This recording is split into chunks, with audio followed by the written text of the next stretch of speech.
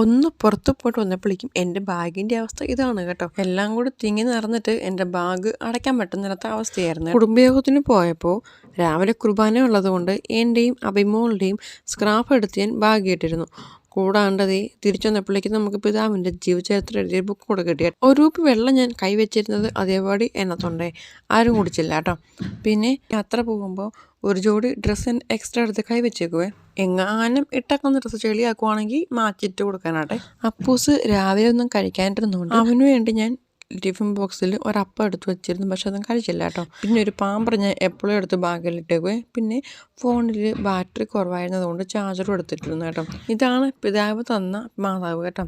അപ്പൂസിനെ ആദരിക്കാൻ വിളിച്ചതാണെങ്കിലും ഞാനും കൂടി കയറി ചെന്നതുകൊണ്ട് എന്നാൽ നിനക്കും ഇരിക്കട്ടെ എന്നും പറഞ്ഞുകൊണ്ട് എനിക്ക് ഒരു മാതാവിനെ തന്നു. അങ്ങനെ എല്ലാം കൂടി എൻ്റെ ബാഗ് ആകെ ശ്വാസം മുട്ടിയിരിക്കുമായിരുന്നു കേട്ടോ. ഇപ്പോഴാണ് എൻ്റെ ബാഗിന് ഒരു ആശ്വാസമായത്. മിക്ക എല്ലാ അമ്മമാരുടെയും ബാഗിൻ്റെ അവസ്ഥ ഇതൊക്കെ തന്നെയായിരിക്കും.